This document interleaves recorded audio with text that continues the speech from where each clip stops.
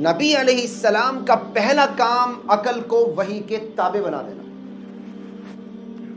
یہ میں آپ کو اسلام کی بیسک فلسفی بتا رہا ہوں. نبی علیہ السلام نے جو طریقہ کار اختیار کیا اس حوالے سے. اور دوسری بات جو اسی ضمن میں ہی آتی ہے، اطاعت گزاری پیدا کرنی، کہ اللہ کے ہر حکم کے سامنے سرنڈر ہو جاؤ بس. تیسری بات اللہ کی مرکزیت. تینوں باتیں آپس میں جڑی ہوئی ہیں. اس کائنات میں اصل مرکزیت کس کو حاصل ہے؟ بس. ہم نبی علیہ السلام کو بھی نبی کیوں مانتے ہیں؟ آخری نبی کیوں مانتے ہیں؟ اگر اللہ نے ہمارے نبی کو آخری نبی نہ بنایا ہوتا تو ہم آخری نبی نہ مانتے. لیکن اللہ نے ہمارے نبی کو آخری نبی بنایا. اب آخری نبی کا انکار کیا ہو گیا؟ کفر ہو گیا. تو اصل مرکزیت کسے حاصل ہے؟ انکنڈیشنل اطاعت اللہ کی ہے.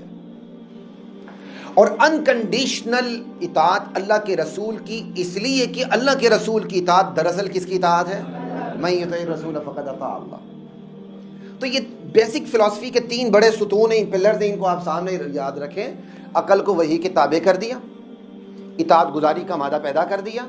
اور اطاعت گزاری اتنی تھی کہ نبی علیہ السلام جب کوئی آپ ارشاد فرماتے تھے نا، اور صحابہ کو اگر تذبذب ہوتا کہ یہ آپ کی اپنی ذاتی اوپینین ہے، اجتہاد ہے، یا ڈائریکٹ آرڈر ہے اللہ کا یا آپ کا، تو آ کے پوچھتے تھے یا رسول اللہ یہ اللہ کا آرڈر ہے، یہ آپ کی ذاتی رائے ہے، اوپینین ہے؟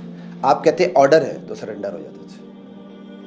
آپ فرماتے یہ میری رائے ہے تو پھر وہ رائے کے ساتھ رائے دے دیتے تھے، کیونکہ انہوں نے قرآن پڑھا تھا، وہ نبوت کی مزاج شناس تھے.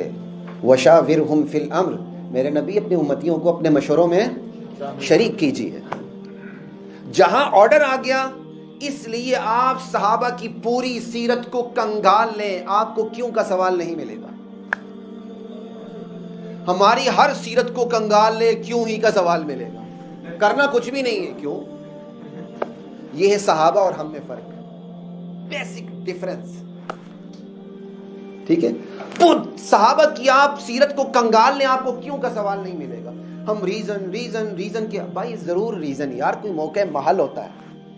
اس سے بڑی ریزن کیا ہوگی کہ اللہ کا حکم ہے؟ اس سے بڑی ریزن کیا ہوگی کہ اللہ کے رسول کا؟ اس سے بڑی بات کیا ہے کہ محسن کی ناشکری نہیں کرنی.